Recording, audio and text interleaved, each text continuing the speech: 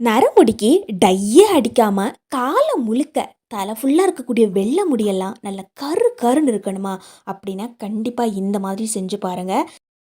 எவ்வளோ நரமுடி இருந்தாலும் சரி, இனி நமக்கு டை அடிக்கணும் அப்படிங்கிற அவசியமும் கிடையாது. அடிக்கடி கடைக்கு போய் டையை வாங்கிட்டு வந்து அதை தலையில் தடவி அதுக்காக 1 மணி நேரம் வெயிட் பண்ணி அது ஸ்கின்னில் படாமல், அதாவது நம்முடைய தோலில் படாமல் அதை பாதுகாத்து அதை கழுவி முடிக்கிறதுக்குள்ளே எவ்வளோ கஷ்டப்படுவோம். ஆனால் இந்த மாதிரி நீங்கள் செஞ்சீங்கன்னா டை பக்கம் போகவே தேவையில்லை. அது மட்டும் இல்லாமல் இதனால் நம்ம முடியும் நல்ல கொழு கொழுன்னு சூப்பராக வளருங்க. இதுக்காக நம்ம எடுத்துக்கக்கூடியது கருப்பு உளுந்து தான். இதுக்கு வெள்ளை உளுந்து எடுத்துக்காதீங்க. தோலோடு இருக்கக்கூடிய இதே போல் நல்ல கருப்பாக இருக்கக்கூடிய கருப்பு உளுந்து தான் நீங்கள் எடுத்துக்கணும். இப்போ கருப்பு உளுந்து ஒரு கப்பில் அரை கப் அளவு எடுத்துக்கிறோம். எந்த கப்பில் நம்ம கருப்பு உளுந்தை எடுத்துக்கிறோமோ அதே கப்பிலேயே எல்லா அளவையும் எடுத்துக்கோங்க. இரும்பு கடாய் இருக்குதுன்னா இரும்பு கடாயை நல்லா சூடு பண்ணிட்டு இந்த கருப்புளுந்தை அதில் போட்டு வறுத்துடுங்க. ஒருவேளை உங்ககிட்ட இரும்பு கடாய் இல்லை அப்படின்னா நீங்கள் பயப்பட தேவையில்லை. நார்மல் கடாயை நீங்கள் பயன்படுத்திக்கலாம்.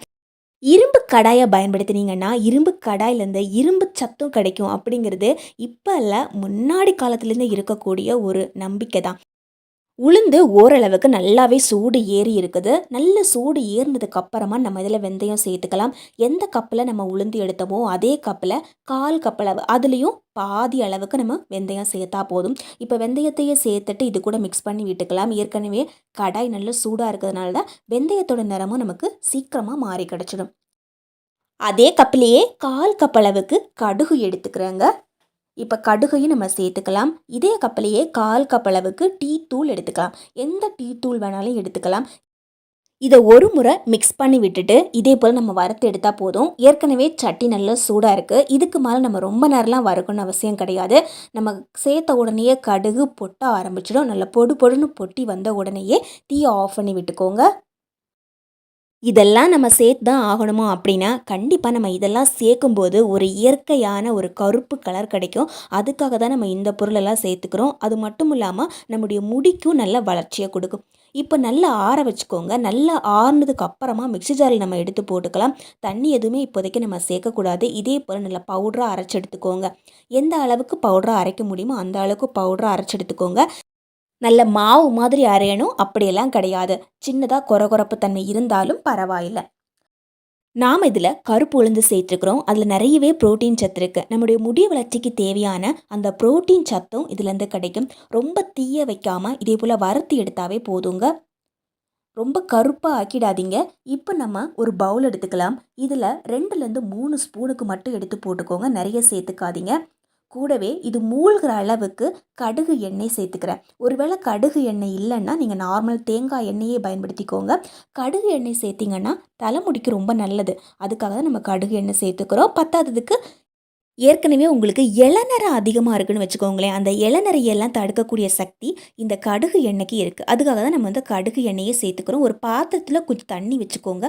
தண்ணி நல்லா சூடாகட்டும். சூடானதுக்கு அப்புறமா இந்த பவுலை அப்படியே தூக்கி வச்சுட்டு இதே போல் கரண்டி வச்சு லைட்டாக மிக்ஸ் பண்ணி விட்டுக்கோங்க. தண்ணி சூடானதுமே இந்த பவுலும் நல்லா சூடாகும். நம்ம உள்ளே ஊற்றிக்கக்கூடிய அந்த எண்ணெயும் சூடாகிட்டே இருக்கும். ஒரு 5லேருந்து 7 நிமிஷத்துக்காவது அப்படியே விட்டு வச்சுக்கோங்க. அப்போ தான் இது டபுள் பாயிலிங் மெத்தடில் நல்லா சூடாகி கிடைக்கும்.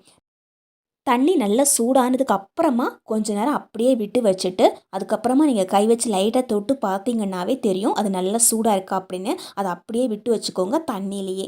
இப்போ நம்ம இன்னொரு பாத்திரம் எடுத்துக்கலாம். இந்த பாத்திரத்தில் 2 டம்ளர் அளவுக்கு தண்ணி சேர்த்துக்கிறேன்.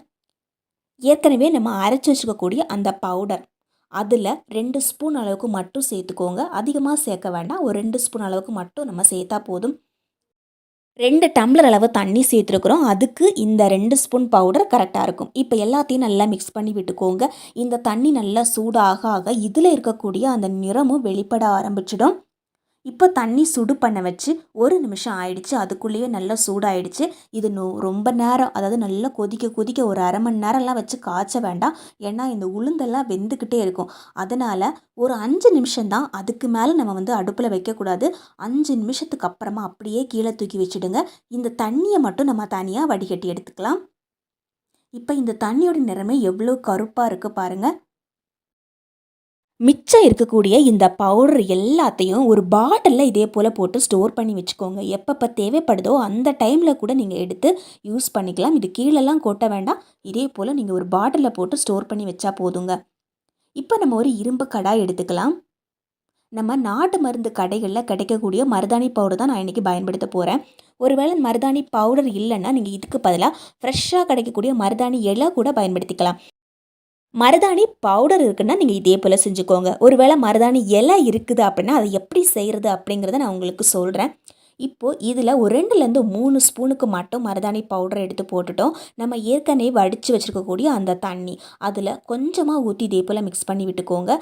மருதாணி பவுடர் கொஞ்சம் அதிகமாகவே தண்ணி குடிக்கும். அதனால் முதல்ல கொஞ்சம் தண்ணி ஊற்றி இதே போல் மிக்ஸ் பண்ணி விட்டுட்டு அதுக்கப்புறமா கொஞ்சம் கொஞ்சமாக தண்ணி ஊற்றி மிக்ஸ் பண்ணி எடுத்துக்கலாம். ரொம்ப கெட்டியாகவும் இருக்கக்கூடாது, அதுக்காக ரொம்ப தண்ணியாகவும் நம்ம எடுத்து வைக்கக்கூடாது. இந்த மாதிரி ஒரு பருவத்துக்கு மிக்ஸ் பண்ணி எடுத்துக்கிறேன். இப்போ கொஞ்சம் கெட்டியாகவே இருக்குது. அதனால் மறுபடியும் ஒரு 1/4 ஸ்பூன்லேருந்து 1/2 ஸ்பூன் அளவுக்கு தண்ணி சேர்த்துக்கிட்டேன். சேர்த்துட்டு இதே போல் நம்ம மிக்ஸ் பண்ணி விட்டுக்கலாம்.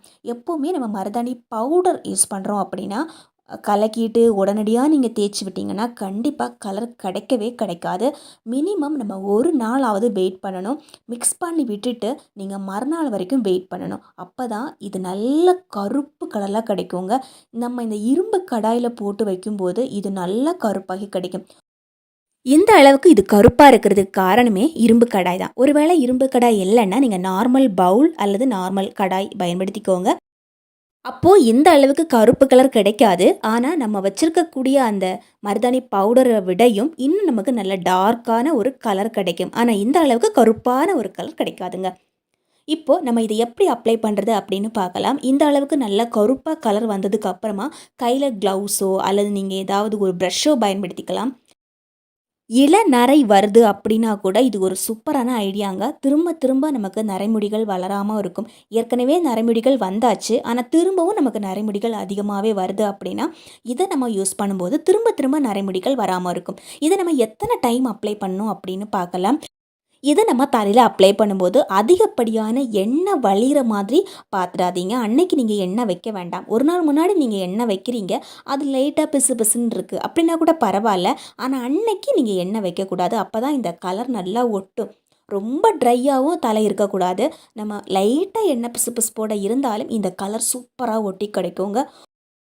அதே போல் இது நம்ம அப்ளை பண்ணிவிட்டு ஒரு 20 நிமிஷமாவது வெயிட் பண்ணணும். அப்படியே ஒரு 20 நிமிஷத்துக்கு தலையை விட்டு வச்சுக்கோங்க.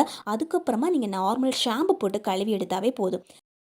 எப்படி சூப்பராக கருப்பாக இருக்கா பாருங்கள். எவ்வளோ நரைமுடி இருந்தாலும் நமக்கு சூப்பராக நரைமுடிகள் எல்லாமே மறைஞ்சு போகிறதுக்கு இது ஒரு அருமையான வழி அப்படின்னு கூட சொல்லலாம். இது நம்ம ஏற்கனவே பார்த்தது தான். அந்த பவுலில் நம்ம எண்ணெய் ஊற்றி மிக்ஸ் பண்ணி கொஞ்சம் சூடு பண்ண வச்சுருந்தோம். இது நல்லா சூடாயிடுச்சு.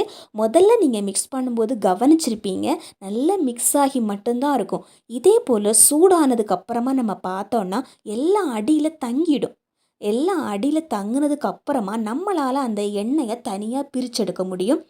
நீங்கள் எப்பப்போ எண்ணெய் வைக்கிறீங்களோ அந்த டைமில் இந்த எண்ணெயை நீங்கள் தலைக்கு வச்சிங்கன்னா தலைக்கு தேவையான ப்ரோட்டீனும் கிடைக்கும். அதே சமயத்தில் முடியும் நல்லா கரு கருன்னு வளர்ந்துக்கிட்டே இருக்கும். அடிக்கடி டை அடிக்கிறதுக்கெல்லாம் டைம் இல்லை, இந்த மாதிரி டை செய்கிறதுக்கும் டைம் இல்லை அப்படின்னா நீங்கள் இந்த எண்ணெயை பயன்படுத்திட்டு வந்தாவே போதுங்க.